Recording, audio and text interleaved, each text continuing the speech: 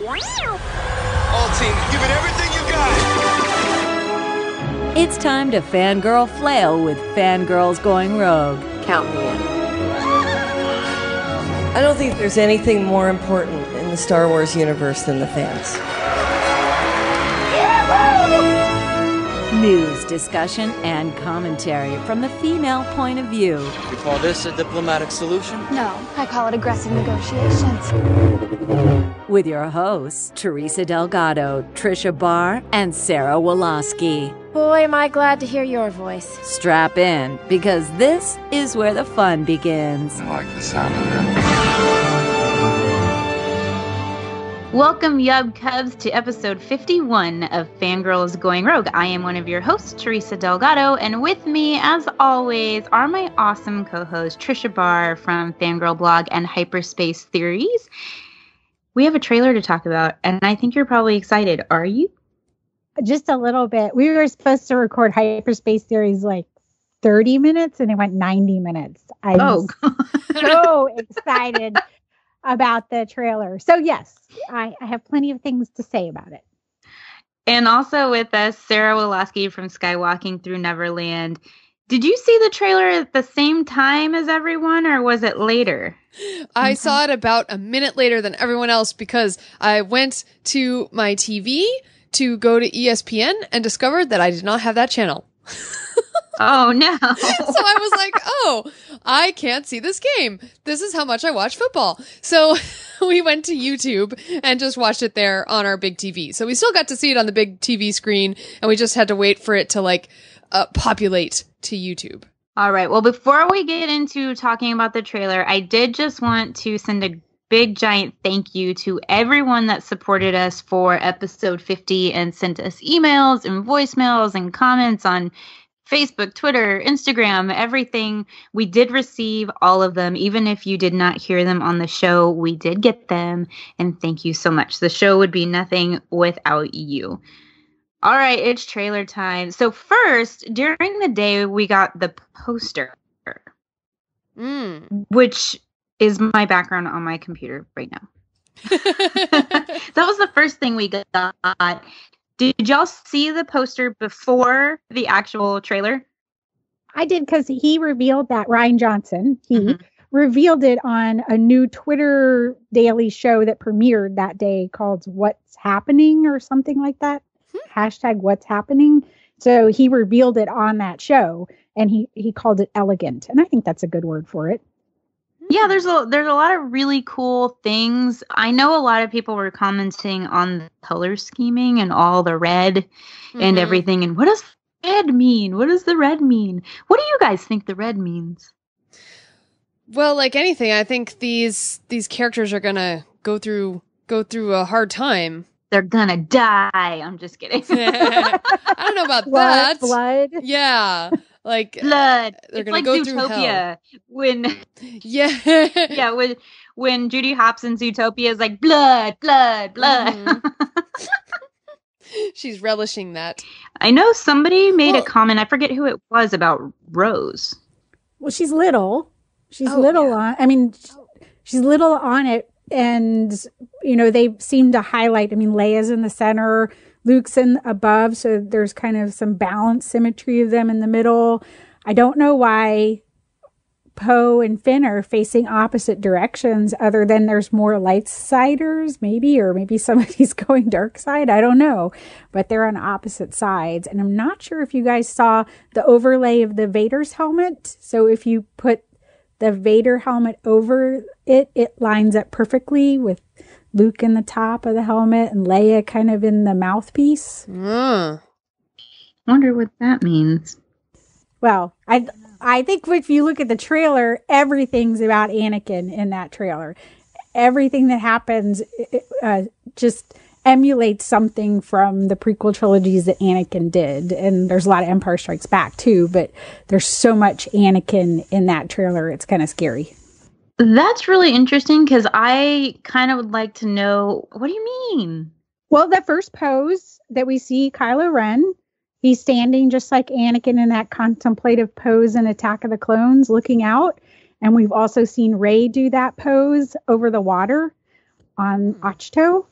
So we have that. If you see Kylo spinning his fighter, we see him flying. It's exactly like, remember when he goes, spin it or whatever, when Anakin in the Phantom Menace. So there's a lot of things. If you look at it, and especially if you go into some of the deep dive conversations, there's so much Anakin in it. And we know that Kylo in the first movie was trying to be Darth Vader, and he puts that helmet on in a way to be Darth Vader, but he keeps taking it off all the time. So, that's why I think it's interesting that the helmet shape is there. We see him smash the helmet at one point, and BJ Priester on Hyperspace Series had a really cool theory about that, and I'm not going to spoil it, but it may not be the temper tantrum everybody thinks it is. Interesting. What I find interesting about the trailer is that, Snoke says some things, there's some other words that happen, and you're cutting to certain characters, but what they're saying may not necessarily apply to the characters that you're seeing in the shot. So, like, when Snoke says, "When I found you, I saw raw, untamed power," and we assume he's talking about Kylo Ren, but who knows who he could be talking to? Does anyone have a thought on that? The whole trailer, the thing I love is that we as fans are trying to break this trailer apart, and they purposely have so much stuff in there that's misdirection and things like that. Like, we don't know who anybody's actually looking at or who they're actually talking to.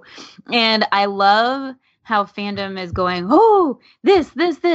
And it's just like, I'm going to wait until I see the movie, and then I'm going to go back and look at this trailer and be like, oh.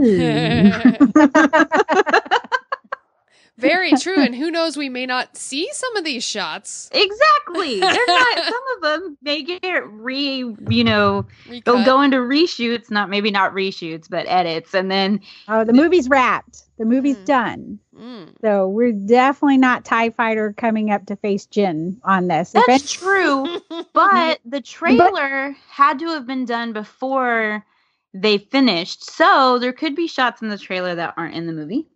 I actually think that Rian Johnson knew exactly what he wanted to put in this. He actually talks in a Yahoo interview that he sat down with marketing and said what was going to be in and what they weren't going to talk about in marketing. So there are clearly some things that are off limits.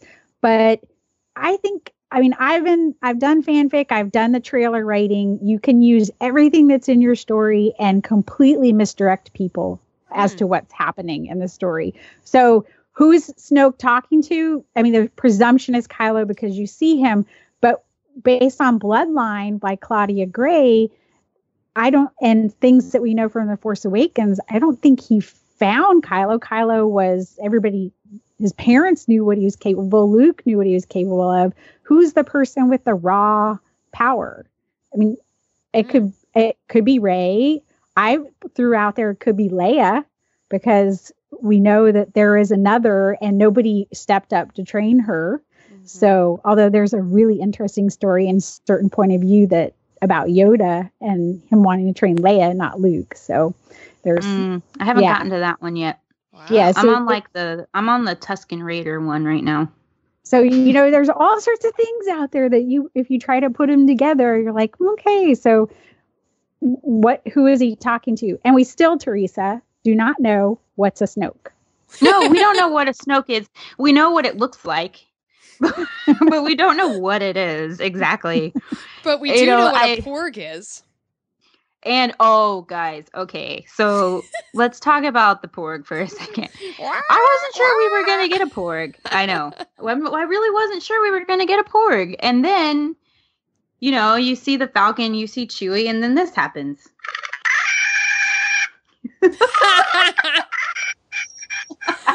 Nice. One thing I was it sad. Just keeps going. Sorry. I know, that's okay. One thing we didn't see is Rose. What's up with that? They didn't have enough time. But I don't know. Sad. I'm especially sad for the Rose cosplayers who are probably hoping for another glimpse so they could do a good Rose cosplay. I think they had to show Finn and Phasma just because everybody was all, Phasma, y'all didn't use her at all, ever. She was just, a garbage character. And, pun intended.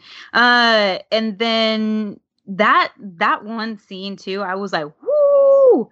Finn and Phasma! Yeah. But I think Rose is going to be really, well, no, I really don't know what I think, because before Force Awakens, I thought Phasma was going to be a really prominent character. Then we all know what happened. So right.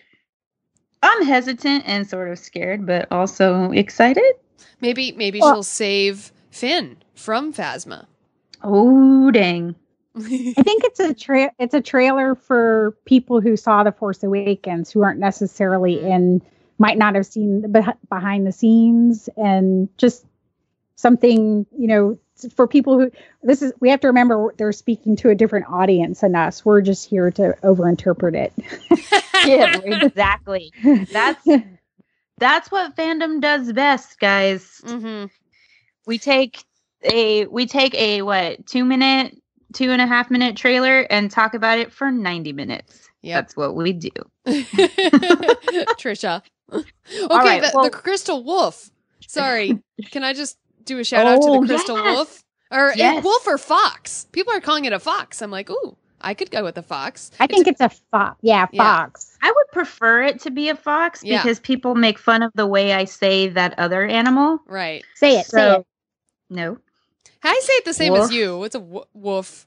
We don't say the L. It's too hard to do the L and the F together. The wolf, it's like wolf. Wolf. I know. No. Wolves. It's just a wolf, okay? It is a wolf. So I would prefer that it be a fox. Okay. Because fox is simple. F-O-X. F-O-X. Aw, that's such a good movie. You've got mail? Anybody? Okay. Oh, okay. Wow. Took me a minute. All right. So favorite parts of the trailer. Who wants to go first? Okay, I'll go first. Okay, I'm thinking. So go ahead. All right. So my favorite part of the trailer is actually when the ground splits because of Rey's power or whatever. That's what I'm assuming it is. And then you get that little scene with Luke where he's like, I've seen this raw strength only once before. It didn't scare me enough then. It does now. Because I want to know who he's talking to, because I don't think he's talking to Rey. Okay. I think he's talking to Force Ghosties people. I think I think that's that's more along the lines of what I believe. He's not talking to anybody we see in the trailer. That would be cool. I'm excited about you guys are making me more excited about this movie because of all the possibilities. Yeah. So my favorite part, honestly, I really love that they brought back the Jedi Steps theme into the trailer. That music is just, because it's only in one place in The Force Awakens, I just think it's just very powerful. So to me, that's actually kind of reiterating the fact that he might be talking to Rey, but I do like the idea that he could be talking to something else. My favorite part was just seeing Rey swing that lightsaber around in that shot where she stops it right by the rock. And I was like, oh man, I'm so excited for this. You know who we didn't see? We didn't really see any R2 or 3PO in the trailer. That's kind of interesting. I hadn't really thought about that until now. Did we see BB-8 at all? Yeah, one quick shot of BB-8 getting electrified and kind of. Oh, that's right. In that's his socket, right? He was in a socket of a ship. Yeah. Yep. Mm-hmm. So he's there. All right. So did any of you, well, we know, Tricia, you talked about the trailer on Hyperspace Theories. What episode is that? It was a special edition that just got released. So this week, and we just really get into kind of what could the storytelling potential be. We call it informed speculation. The funny thing is, this time around, we know less than we did about The Force Awakens as far as where scenes might, which is kind of fun.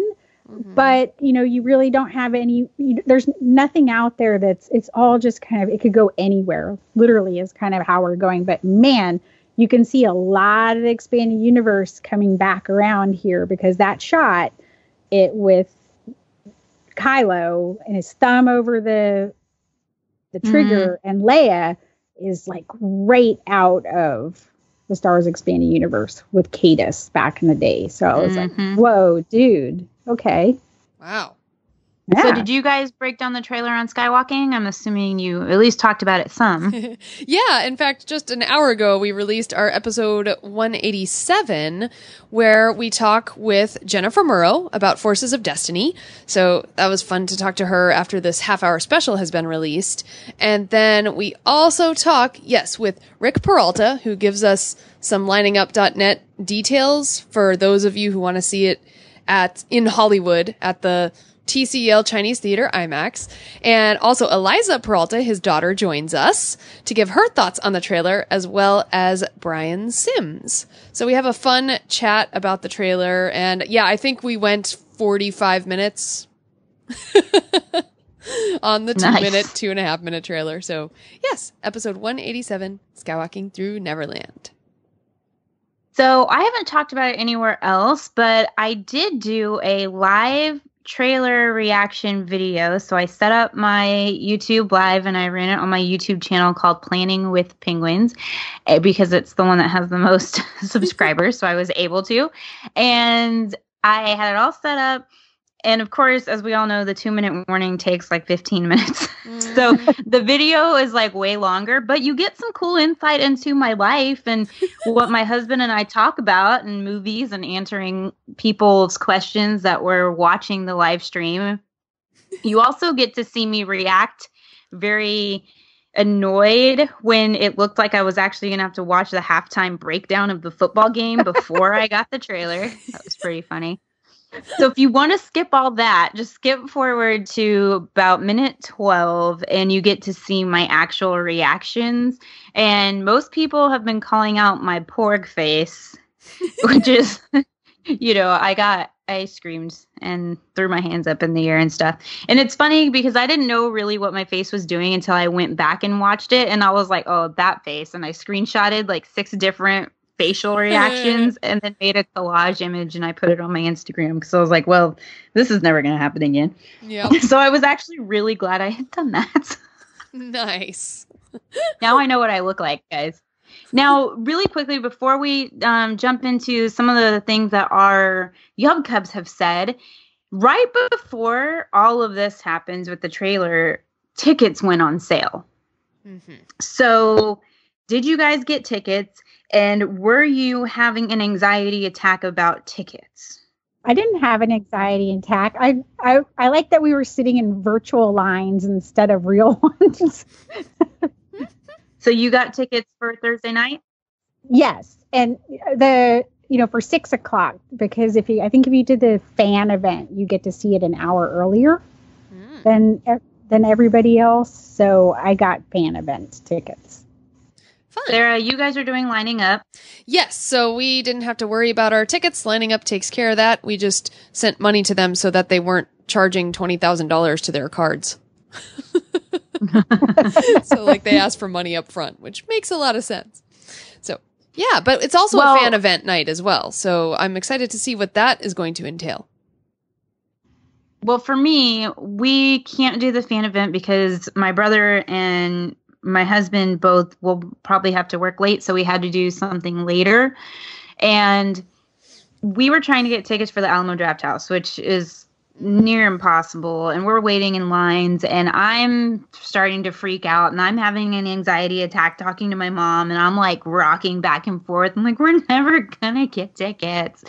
And then I'm like, okay, we should probably be on another website, not just Draft House. So I got us on Fandango. So I have 2 lines going at once. Mm-hmm. And I told my mom, whichever one we get to the front of the line first, that's the one we're going to Thursday night. So it ended up being a Regal Cinema that we're going to Thursday night. And then few minutes after that, we were at the front of the line for Alamo Drafthouse. So my mom said, well, we better take advantage of the fact that we're in line here. So we got tickets for Friday night too. Nice. Ooh, so we just went ahead and did Thursday night, Friday night.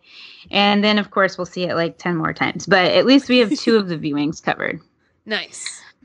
But it was nerve-wracking. I really was. I could feel my heart rate getting like raising. I'm like, this is so And I had actually called the theater earlier in the day, and I had said, do you know what time? And they said no. And they said, we already have people lining up to buy tickets here because they don't want to mess with the internet. And I was like, there's 3 hours to go until the football game even starts. I was like, I'm not doing that. I'm not doing that. I'm just going to just see what happens. And I can say the internet gods shined down upon us, and they did not let the internet crash. Well, that's good. I think it was good that they let them go like an hour or so before, because the people who really knew about it, knew the trailer was coming, knew they wanted to get their tickets, were there and ready, and they could do it. And then once the trailer dropped, it's like, get your tickets, and then everybody's going out there. But if you were really on the ball and knew stuff, you knew that the tickets were out, and that sort of saved them some of the really chaos of last time when it was just crazy.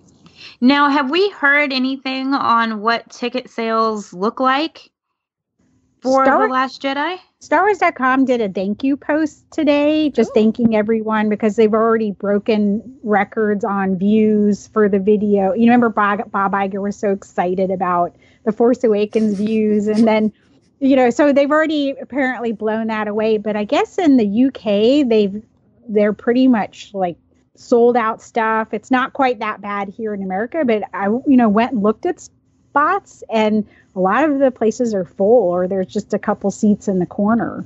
Wow. So on the first showing, so maybe the theaters will open more up, but they did pretty well. And I have a feeling that this one's just going to be, there's a whole new set of fans in addition to the original trilogy fans and the prequel trilogy fans that were sitting there. There's a whole new set of fans that want to go see this, that this is their first Star Wars and their first time being excited to see it right away. Oh. All right. Well, let's jump into some of these shout outs. Shout it out to the social media from Teresa and Tricia and Sarah. Shout it out, fangirl shout outs. So these shout outs come from our discussion on our Facebook group. So you can always go and ask to join. It's the Fangirls Going Rogue Facebook group. And these are some of the comments that we got on the trailer thread. I'm going to take the first one. So this is from Isla Edgar Desarn. And I had to put this in here in all caps. She's like, battle porgs. Excellent. I don't know if that porg is choosing to be a battle porg, because he looks a little afraid. I think he's like the little guy who just thinks because Puffins is what they're based on. They kind of blow themselves up and pretend like they're mighty even when they're not. So I feel like he's like, yeah, we're going to do this. But he's saying, or whatever. That's awesome. Well, Bill Medea, he says, great stuff, but lacking the Chewie we're home moment. Now, it's interesting he says that, because I don't know, honestly, if we're ever going to get that Chewie we're home moment again. That was kind of a one-off, Yeah. I mean, seeing these actors for the first time in how many years, playing these characters that have been in our hearts and heads for 30 years or something, you're just not going to get that moment again. But to me, at the beginning of this trailer, when they showed more of the handoff between Rey and Luke and the lightsaber, that gave me chills. So I think that's comparable. Well, getting to see Luke speak and, just say something, because he didn't say anything in The Force Awakens. So, he said something in the trailer, which is why we always go, oh, I don't know what, if they're talking in the trailer, if they're really talking. So we just see Luke kind of stare and make his big eyes. So I was kind of excited about that. But Jeremy Hunt, he said, I think this is a masterful trailer. I am way more excited than I thought I'd be. Going to take some processing time, but I'm loving this. And I think that's where a lot of people were, because definitely that last shot of what, we see Kylo putting his hand out and Rey and the whole thing. That definitely was kind of like, okay, was that the same scene? Is that different scenes? Is like, what's happening there? So you definitely had to kind of stop and say, okay, what's happening in this thing? But it's still exciting no matter what's happening. Yeah, Rian Johnson's laughing right now at all of this. He is. I bet like, this is great. If I were him, I'd listen to a few podcasts and be like, oh, they were right on. Oh, no, way off. Just for the heck of it. All right, and the last one we threw in here is from one of our group admins, Joey Pittman. He said, I think when Luke is talking about how last time he saw that much raw power, he wasn't scared. I think he's talking to Force Ghosts. There's another one for Force Ghosts. I did not get my idea from that comment. That's what I actually really thought. But I'm glad that people agree. Now, the question is, which Force Ghost? I like to think he's talking to his dad. Well, back in the day, there was when Frank Oz was asked about any more movies, he said he couldn't comment, which everyone took as a and we know Yoda can do the ghost. So we know Anakin. We know who can do a ghost. So there could be any number of them. I'm crossing my fingers that Hayden's in this movie. Oh. Well, it could be Qui-Gon Jinn. I mean, could be all of them because we kind of all of them, right? So it wasn't in Immortus that we saw Qui-Gon come back. Oh, yeah. So I think Liam would be up for a little stint for a day. Yeah. I mean, come on. Just take them all to Disney World and film them on roller coasters. We'll give you money and free tickets to things. Just do it. I bet you. I hope it's Hayden. I do. And honestly, this is coming from a prequel lover. I just want to stick it to the prequel hooters. Well, and then you're saying like so many shots in this trailer are reminiscent of Anakin. Exactly. Even including, hold on, let me have this written somewhere. Even including the overhead shot of Kylo Ren and his troops.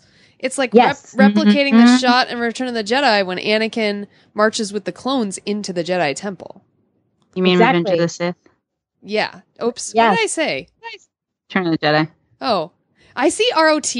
There you go. Yes, but Revenge of the Sith. That's what I'm talking about. Yes. It totally does. Oh, that scene's so powerful. Yeah. They're like walking in like a V. Ooh, scary. It is scary, definitely. But it's so exciting. I'm crossing my fingers. But we have other things to be excited about. Yes. Oh, absolutely. Rebels is getting ready to start, guys. Well, it started. Oh, yeah. By the time this comes out, it started. Rebels is here. Go watch it. And I think that we're all going to have a lot to talk about. Just we know Dave Filoni did the Star Wars show, and he's just talking about it, and I'm getting so excited. And we've had the poster, and there's a little like recap video that they did. So if you can't remember everything that happened in season 1 through 3, you can go and check that out on StarWars.com. So there's like a recap of seasons 1 through 3. But we should just talk to somebody who's important to these first 2 episodes, don't you guys think? Absolutely. Great idea. What's the status of the Imperial occupation? Mandalore's under complete lockdown. War's raging. It's time for you to prove your loyalty, not just to your family, but to all of Mandalore. We will not be broken by fear. We are strong, united by our courage. Now is our time. I wish I could see you. You could always see me.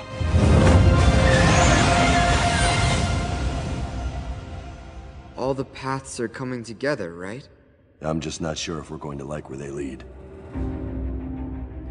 All right, so we are here with TIYA SIRCAR, who plays Sabine on Star Wars Rebels. TIYA, thank you so much for coming on Fangirls Going Rogue. Thank you so much for having me. I'm so happy to be here and talking to you ladies. Yeah, we've never actually had you on the show proper, but we're going to dive right into it. So the most recent thing we've seen you in is the newest Forces of Destiny short, The Newest Recruit, where you actually get to recruit Ketsu into the Rebel Alliance and she's voiced by Gina Torres. Did you get to actually record with her? No, unfortunately I did not. But, we got to record together way back when Ketsu was on Rebels. So I have gotten to work with her, and she is so cool. Just so cool. She's great. And she's got such a soothing, like, wonderful, rich voice. I just want her to read me a bedtime story. That is so good to hear. And you know what? I mean, we all love Forces of Destiny. And I know at the Heroines of Star Wars panel at Celebration Orlando, you talked about having a toy that you would actually be allowed to play with, the Sabine Forces of Destiny adventure figure, which I'm holding in my hand right now. Yay, so cool. Can you tell us a little more about that? Well, yeah. Well, I think that's probably the panel at which I said that, there were certain dolls that I wasn't allowed to play with. My mom, who is a sociology professor and a professor who taught, gender roles and women's studies, there were certain, dolls that all my friends got to play with when I was in elementary school that I was not allowed to play with because they didn't promote, positive body image and those types of things for girls, which I, as an adult, of course I resented it so much back then. And I thought it was just oppressive that I wasn't allowed to play with these dolls. And now, as an adult, I'm like, high five, Mom. That's awesome. That's cool parenting right there.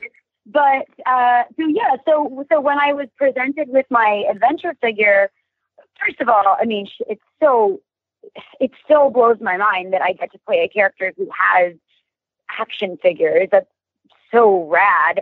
And also that one in particular is super cool. She looks awesome. She's got all her gadgets and gizmos, and she's so cool. And I'm like Sabine's biggest fan, and I think she's just such a I'm jealous that little girls and little boys growing up now get all these heroines to look up to, like Rey and Ahsoka, and hopefully Sabine and Hera. There's all these awesome ladies who are taking charge and capable warriors and munitions experts in the case of Sabine, who are also just smart, strong girls. So that's really cool. So I'm so just gratified by the idea that a little kid would want to play with a Sabine action figure. That's so cool. And I feel like, that's one that my mom would have totally approved of me playing with. We like your mom. What has the past 4 years been like for you being part of Star Wars? Has it changed anything in your life? Oh my gosh. I mean, yes, wildly. I mean, I could have never in a million years forecasted years ago that I would at any point in any capacity be a part of the Star Wars universe. That's just not something that you think oh, well, I'm an actor. I'll probably get to play a Star Wars character at some point. I mean, I guess now that there are so many features coming out, that is kind of more reality, more possible, I suppose, for someone in Hollywood that could be like, oh, I would love to be in a Star Wars live action, feature film. But, I didn't think that would never be possible for me. And here I am, and I get to be part of the Star Wars universe forever, which is just crazy to think about. But yeah, I mean, it's changed my life in ways that, first of all, it's one of the best jobs I've ever had. I can hardly call it a job. I mean, I get to hang out with my friends who are basically my family now, making this show that we all love dearly and care deeply about in such a fun, it's just these sessions, if people could really just be a fly on the wall.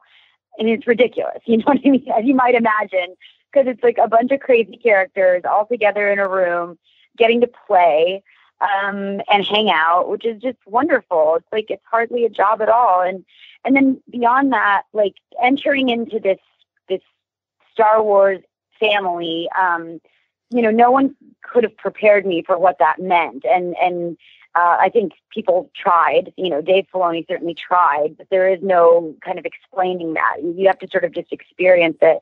And it's incredible from the moment, our casting was announced, before anyone had seen a second of our show and knew anything really about our characters.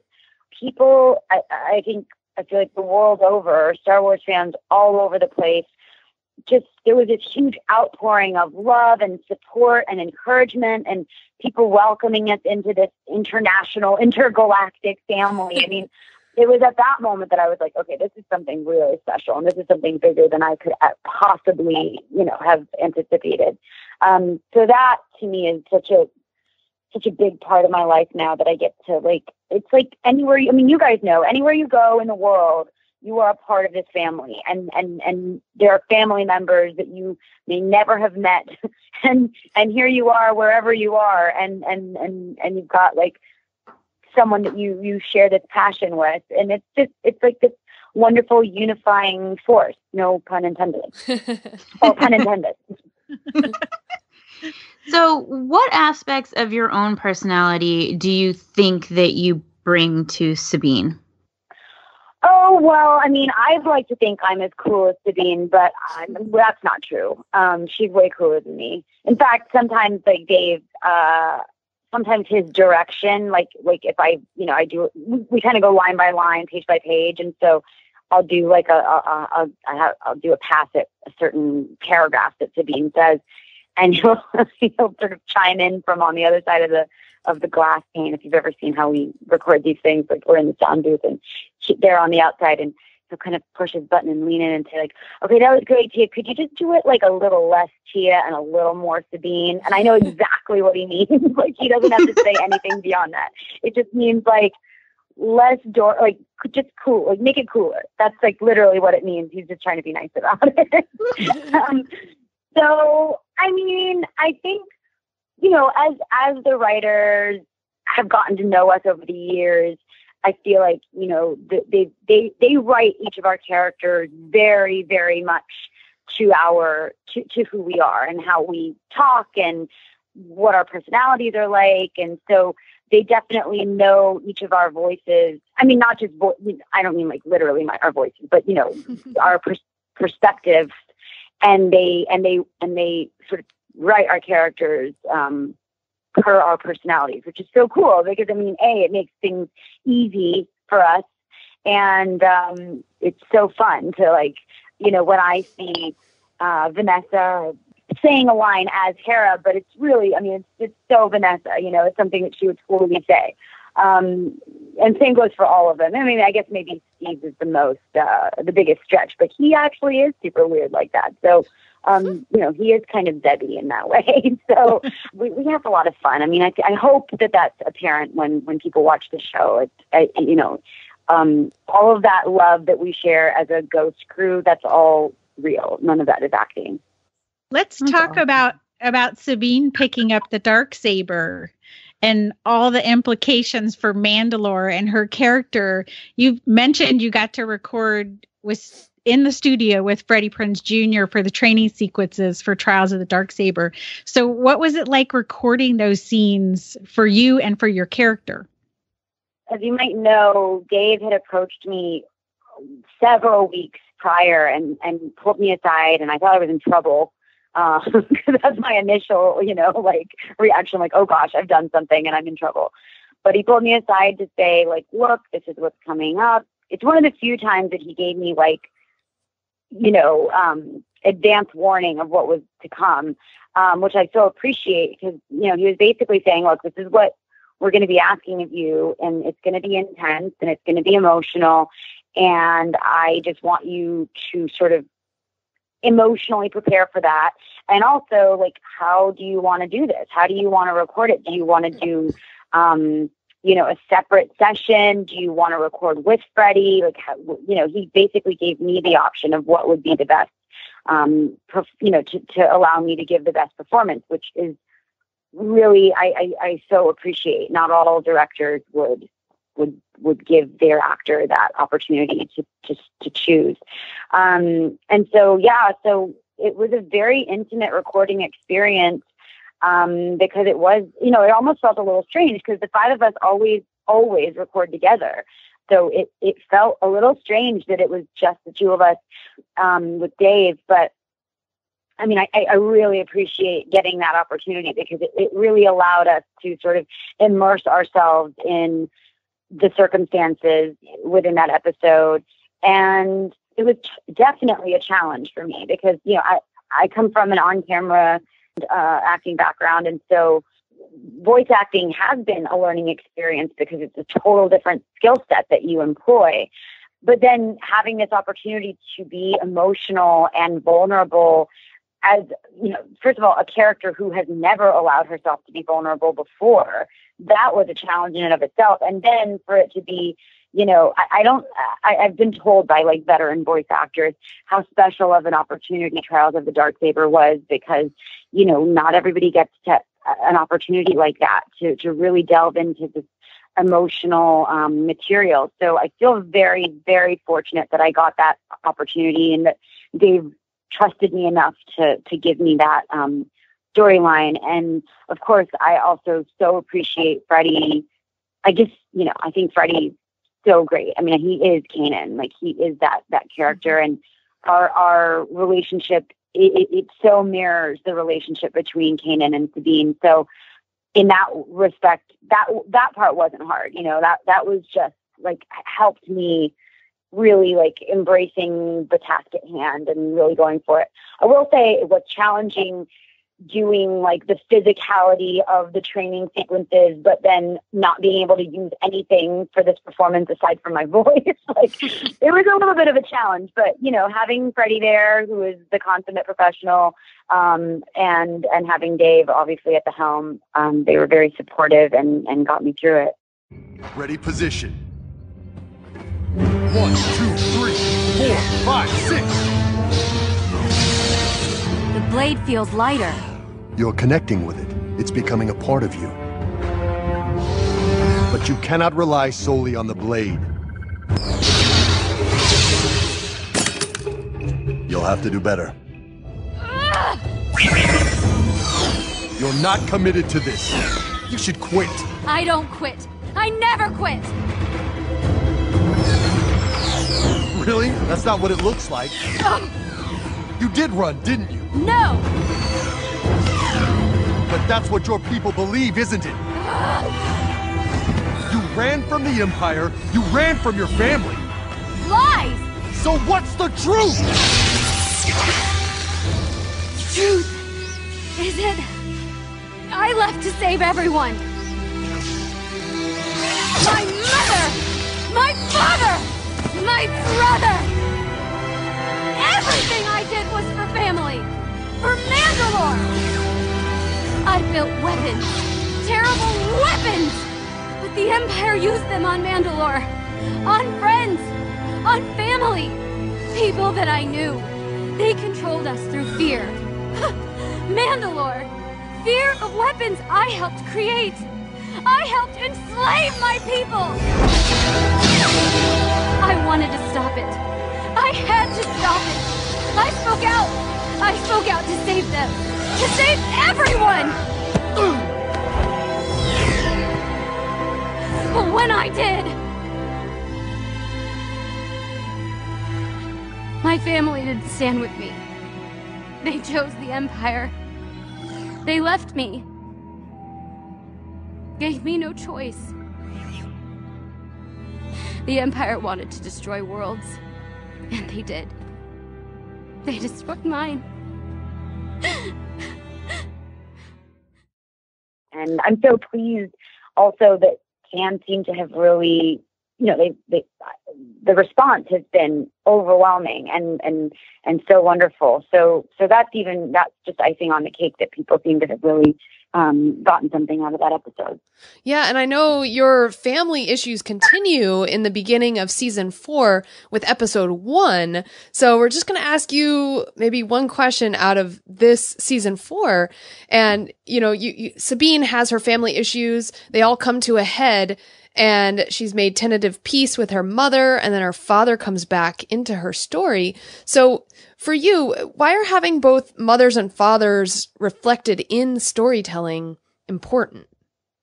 Well, I just think it makes Sabine more relatable, and I think that she in season 4 just becomes like a fuller character, and it took a long time for us to get to this place where we really understand who she is and why she does what she does and where she came from and what transpired. And, who doesn't have like family drama, right? So like, to me, it just makes her a real person. And she's not just like strong and she's a warrior and she blows things up and she's a badass. Yeah, we get it. But what else? And so I just think that it just makes her a more complex character, and I hope that people sort of understand where she's coming from better, because we see her struggles, and that she's not a perfect person. She's a flawed individual, just like the rest of us. But it's like how she handles the situations she's put in that prove, what kind of person she really is. And I feel like she really does try her best to be the best version of herself in season 4, and she matures so much from season 1, 2, and 3. We start to see it in season 3, and by season 4, especially the end of season 4, I feel like she's a fully fleshed out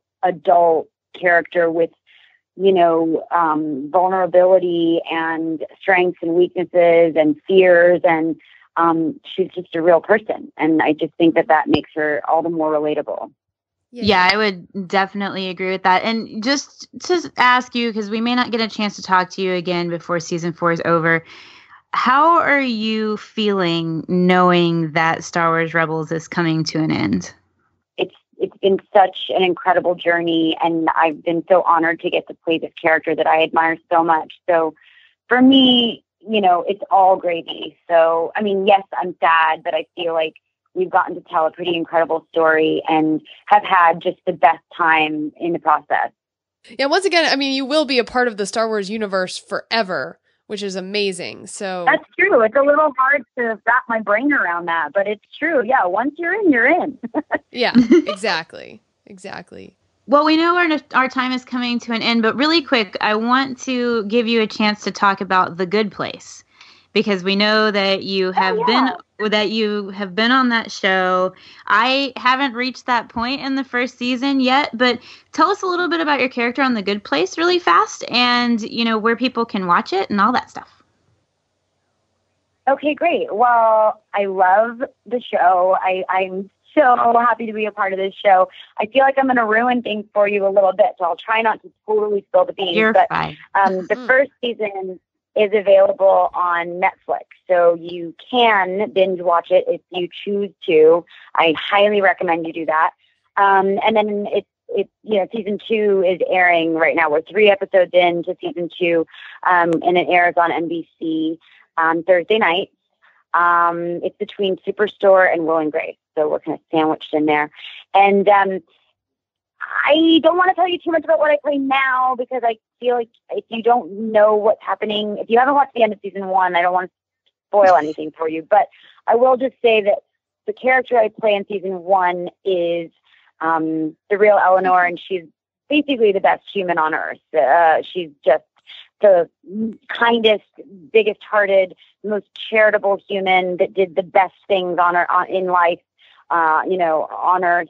And this season, things have changed, and I have kind of done a 180, and I am no longer that sweet, kind person, and I'm sort of now like a super diva that is trying to take over. So I'll just leave it at that. But it's a super fun show. I think the writing is some of the funniest, smartest writing on television. And between Ted Danson and Kristen Bell and the rest of the cast, I mean, it's so funny. It's so well written, and it's such an unusual premise. It is just no other show like it on television. So I, even having nothing, if I had nothing to do with the show, I would watch it for sure. So hopefully you guys get to watch it and enjoy it as much as we enjoyed making it. Thank you. We just wanted to mention there was a review today that I read yesterday that said the role is introducing people to TIYA SIRCAR's incredible range.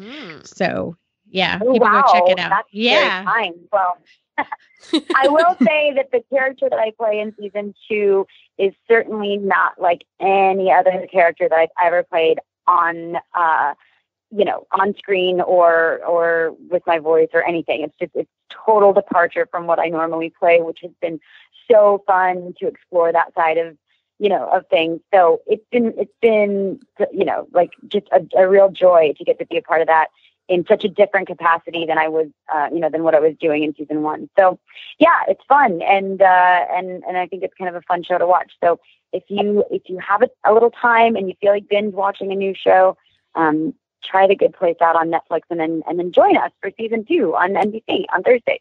That was a good plug because I'm totally checking it out. Thanks. Thanks. All right. Well, thank you so much. Yeah, thanks for chatting with me and having me on, guys. It's so nice to talk to you. Bye guys. Bye, guys. Bye. Sidious, Anakin, Luke and Leia, Qui-Gon Jinn, C.O. Bibble, Kylo Ren, Salacious Crumb, Bib Fortuna, Boba Fett, Amidala, Wicket, R2-D2, BB-8, I can barely keep it straight. It's a character discussion. It's the fangirls on character. It's a character discussion. So we were all gathering at Geek Girl Con, and Sarah's like, have you finished Leia, Princess of Alderaan? And we're all like, yeah. And you're like, well, we got to talk about it. So why not have a character discussion?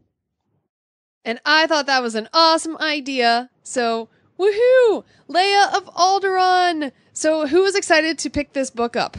Yeah, out of all the things that came out for Force Friday, I was really excited about this book. And so I actually finished Inferno Squad and then went right into this one. Nice. Before I went into Phasma. So, yes. I was definitely excited for this book. I mean, there's so much Claudia Gray love. And, even though she shamed me for not reading Harry Potter on our interview with her, which you guys can check out. And we interviewed her before we even knew officially she was writing this book. But we did talk to her about Leia, right? Mm-hmm. So she probably was writing it then. And then as a person who's wondered a lot about Leia as a young girl and just her family, because we have so little of that. I've actually had people say, oh, she has a mom. I'm like, yes, she's in the movie for a second, but she's in the movie. So apparently I don't say it right because I always say Breha, but you guys listen to the audiobook and they say it Bria. Like it would be spelled Bria. Like, well, I'm just keep calling her like I want to call her. That's fine. You know what? When you get familiar with these characters, and if you're reading in your head, you have certain ways of pronouncing them. Like the first 3 books of Harry Potter, Hermione to me was Hermione. Oh, because I don't know how to say it. I know. Wait, say that again. Hermione. And I was like, that's an odd name. And then when I heard it actually said, I'm like, oh, that's a pretty name. But I was saying it all weird in my head. So it fulfilled my need for family in Leia's life. What about you guys? Like, was it what you expected or didn't expect from her family? Or how did it go for you? Okay. So I'm going to take this one because I was really excited about this. In all these fandoms that I have, like Harry Potter or Star Wars, all of these characters that are featured, or even Disney films, all these characters that are featured come from broken families, whether it be like someone's died, or you just don't know that someone has a mom, or, things like that, or even like the evil stepmother, Cinderella, all these stories and fables. There's no family unit. And so when I was reading this book, I was just, I felt so much more connected to Leia because her family, she's an only child. She has a mom and a dad that really love her. And she's grown up in this kind of cocoon of love. And I just so related to that. Like, I've never had family issues. My parents are like the best parents ever. And it was just so cool and relatable to me to see this family, and they work out problems and they know how to talk to each other. No one blows up, and goes off and dies or something. It just worked for me on every level. So I was so excited that Star Wars universe is bringing this nuclear family into the universe. Yeah, and her relationship with her parents really helped me to understand her better. And I finally get to see who Leia really is versus just what we get in the films, which I don't feel, for me, was fleshed out enough. Like, I never really felt like I knew her. I just knew what she stood for, which was great. And I knew that she was one of the leaders, which was also awesome. But I really didn't have any depth to her character for me, like I felt I had with Padme. And so this book and getting all of that and her teen years and her relationship with her parents and what it was like for her, even down to the fact that being a princess for her was not a birthright. Like, she wasn't just born into being a princess. She had to actually earn it. Mm-hmm. All of that helped me to suddenly become a true Leia fangirl. Now I get her. Now I understand her, and I'm like right there with her. And now I actually understand even more her connection to Padme, even though she doesn't even know it. Like, I was finding all this stuff. I was like, oh, it's a Padme thing. Oh, it's a Padme thing. And it was just like she was a more whole person. And that was just like earth shattering for me. Including wearing Padme's dress. I know. Ugh. and in the presence of Panaka, guys, oh my gosh, that when that happened, I think I actually tweeted, and I was like, the things that are happening in this book right now that I'm not going to spoil for people. But that whole thing, and then his reaction to her, and he's looking at her and going, you look so familiar. Because in his head, he's like, I know you. And then he starts asking all these questions, and I'm like starting to cry. He knows your mom. And it's just like, He likes your mom. And then he died. Yeah, right? Because he can't be around it. But that part was a little on the nose to what also happened in Rebel Rising. So there was a little bit of like, somebody knows too much, you got to go. But back to speaking specifically about the family and having a whole unit, Sarah, a lot of times when we're talking about storytelling, the hero's journey was always about creating a dramatic moment that puts the character on the journey. And it became sort of this thing with hero's journeys that you needed to, orphan the character. And it just became a way of storytelling. But what this really proves is, especially for these young adult stories, which A New Hope is, and which also a lot of other, stories that we see Bambi, get rid of the parents and off you go on your journey, is that you don't need to remove the family from the situation to create angst in a character's life. She has plenty of angst going on as a young woman. So it's just something when people are thinking about storytelling, that you just don't jump to the trope of, well, I have to kill somebody to isolate this character. She's isolated plenty in this story, and with her parents still being alive. It's the misunderstanding she has with her mom and her father that she starts seeking out and learning things. It's because she's starting to feel isolated from them that she reaches for this new knowledge, which takes her on her journey. So I think that's really, really cool. And I know Sarah's going to want to talk about this because there is a moment where she has a realization about her mother that is going to make every time you see Empire Strikes Back different. And it's her mother telling her she should seek a little scoundrel in her life. Well, yeah, they're having a mother-daughter talk, like my mom and I have. And yeah, and Leia's talking about her first love, and her mom's like, he's so suitable for you. I figured your first love would be a scoundrel. I just danced around in my socks. I was like, oh my goodness, scoundrel. Oh, have either of you guys watched Empire Strikes Back since? I have not. Mm-mm. But I should. Well, it definitely starts to pull at your heartstrings, because you're thinking about all the things that happen to Leia in this, blooming romance that happens, and why she would be so kind of against it, or afraid of it, afraid of implications.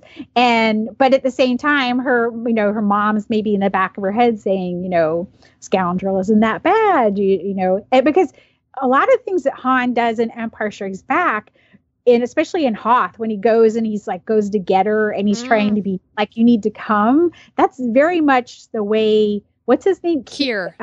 Kier treats her. A lot of times he's trying to take care of her, because she's always taking care of everybody else. So if you're that type of person, to have one person to take care of you is important. And Han does those things even though they're having fights and she's kind of resisting him and doing her little things that she does. So yes.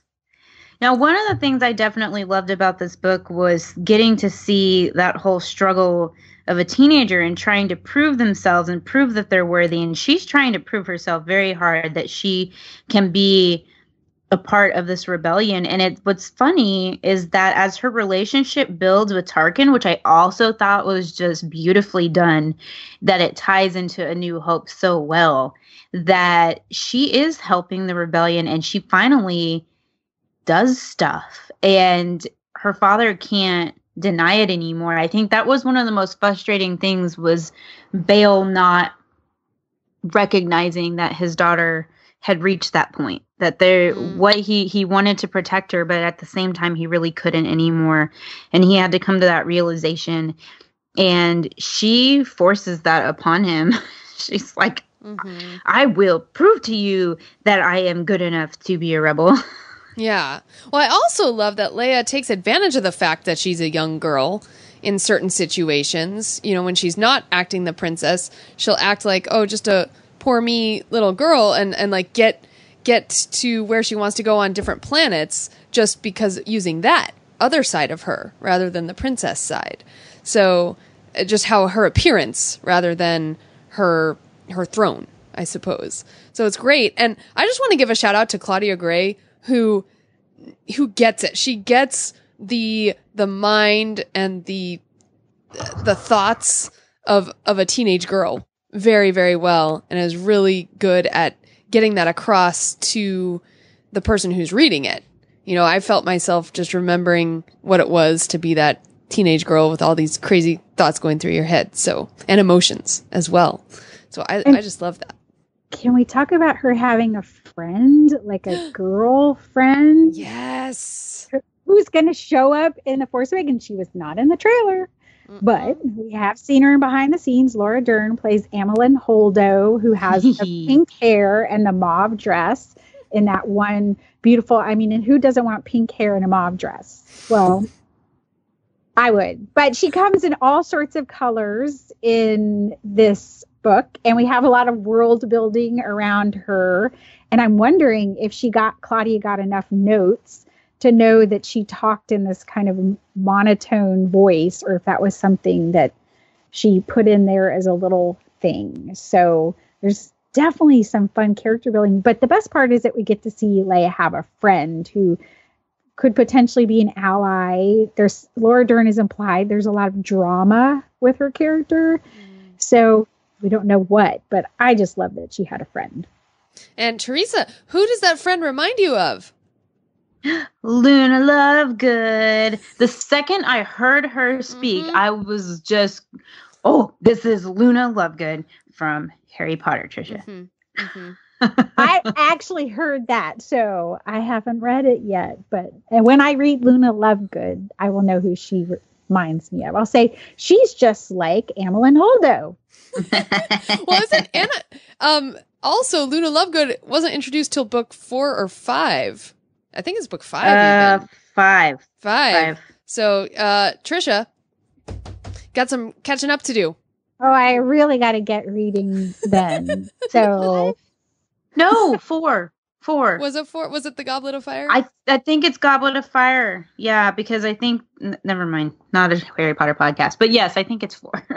Okay, it's 4 or 5. And yes, for people who see the Force Awakens trailer and don't really know anything about the locations, there is a planet from the movie. That's the planet that we see the walkers on. It looks kind of snowy, but there's red undertones that go through that. That's Crate. And we learn that there's some history there with Leia and the rebels. And so she might be returning to a place where she was in the early days of the rebellion. Ooh. And also early days of the rebellion. How about Mon Mothma? Mm-hmm. Yes. And I love that Mon Mothma sees Leia not necessarily as the child, like her parents do, Breha and Bail, but she sees her as a young woman coming into her own and treats her as such. So I love that. She's the one who like is the first one to be like, well, she's got a good head on her shoulders. Maybe we need Leia in this fight. Mm. And also, there's a really great moment where the women sort of team up against Bail without him knowing it, because Mon Mothma and Breha and Leia, like, all are like, no, we're not telling your dad. We're just doing this. And I'm like, yes.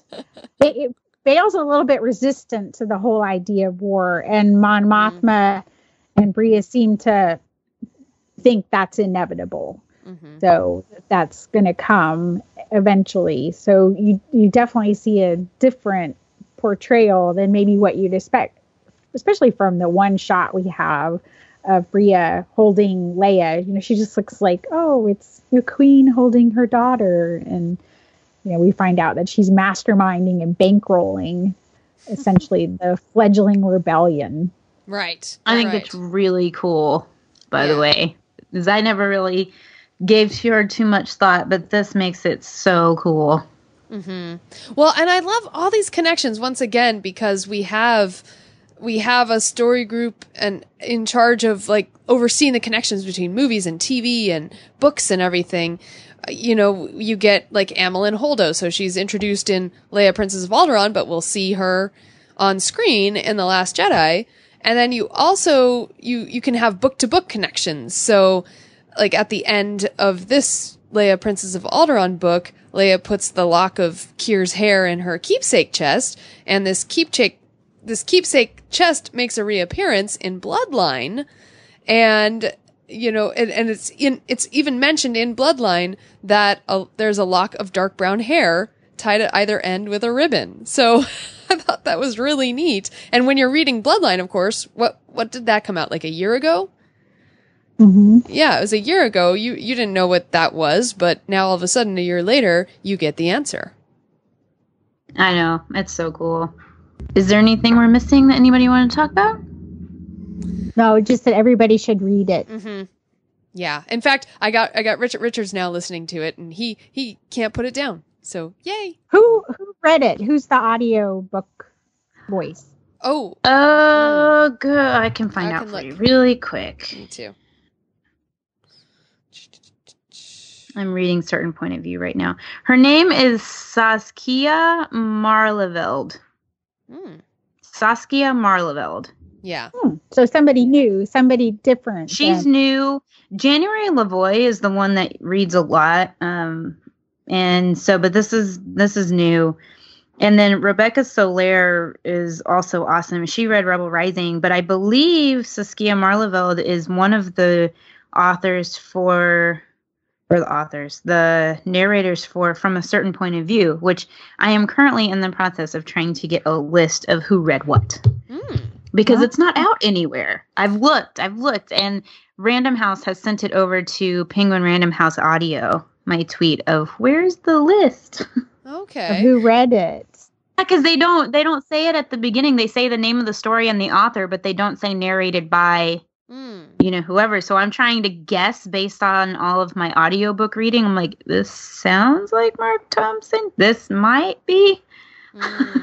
Well, I do know that my favorite story in that one was written by Claudia Gray. So I know we talk about connectivity and story group. I think Claudia, we have to remember, she read the books. She's been a fan. She's been a fan fiction writer. She went all in on this book and did everything. Like, it was just like a dream. If you were like all the little things you could put in and all those little connections, she just like went for it and probably asked for, I would have asked for all those things. Can I go to Naboo? Can I go to this? Can I do that? Can I have Panaka? And she just went for it. And she does that in a certain point of view as well. So, awesome.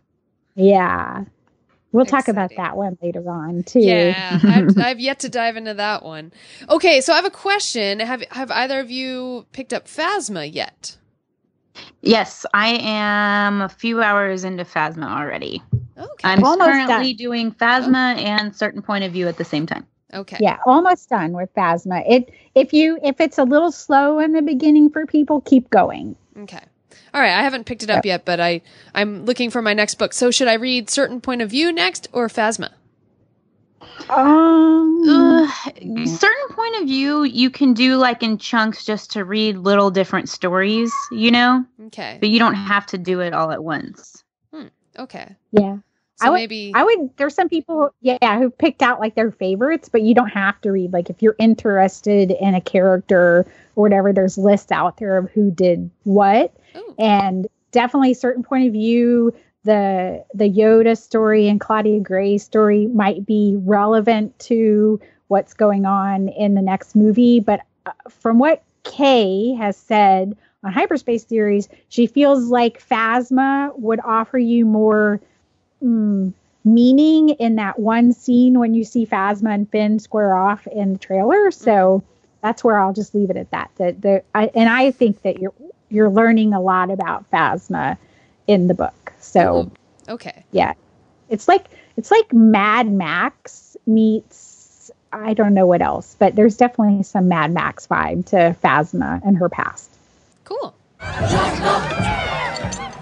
All right, well, that brings us to the end of another episode. You can find us over at fangirlsgoingrogue.com. You can find us on Twitter and Instagram. We're at FGGoingRogue. Tricia is at Fangirl Cantina. I am at Ice Cold Penguin. Sarah is at Jedi Tink. And Sandra, our social media manager, is at Geek Chic 9. You can email us things, contact at fangirlsgoingrogue.com. Tumblr, there is a lot of Porgs and a lot of Ray and a lot of Luke. Fangirlsgoingrogue.tumblr.com. Facebook, just type Fangirls Going Rogue. And if you want to join our Facebook group and get to know not only us, but some of the other listeners, some of the other Yub Cubs, you can head over to Facebook and search Fangirls Going Rogue Facebook group. And then you can request to join, because that is a closed group, and answer the questions that pop up. If you don't answer the questions, we don't let you in. There's about 5 people who haven't answered the questions, and we're going to delete them. So, answer those questions. You can also send us a voicemail. We are 331-21-EWOKS. And we want to hear your reactions to The Last Jedi trailer. Like, what was your favorite part? What did you find missing? Did you like parts of the music? So remember, give us a call, 331-21-EWOKS. And then you can also subscribe to our YouTube channel. If we get enough subscribers, we can start to go live on Fangirls Going Rogue YouTube channel, which would be fun. So then Teresa wouldn't have to go live on her own channel. She could use the Fangirls Going Rogue channel. Yeah, that would be great. Yes. So I'm sure people on that YouTube channel were like, what is this? This has nothing to do with paper. Exactly. So head to youtube.com/fangirlsgoingrogue. And go to iTunes or whatever podcasting place you're downloading us from. Leave a positive 5-star review. We need your reviews so more people will find us. All right, Yub Cubs. Until next time. Da da da da da. Yub. Yub.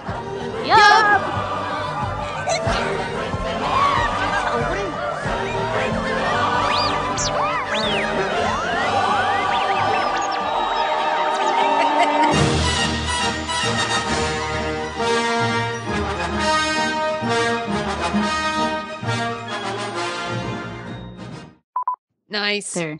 That's my excited face. Okay.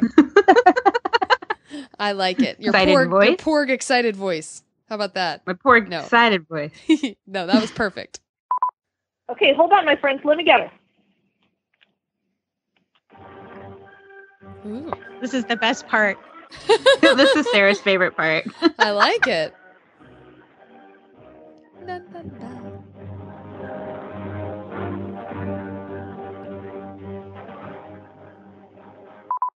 Move it up, move it back, move it up, move it back. Ooh. Yes. Oh, wow. Yay!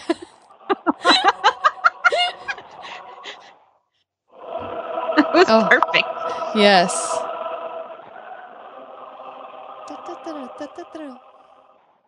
Yub. Yub. Yub. Yeah. Oh, the porg.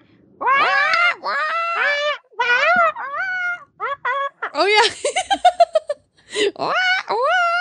He's like, Chewie, go get them. That's him translated. I know. I love it. That's porg translation.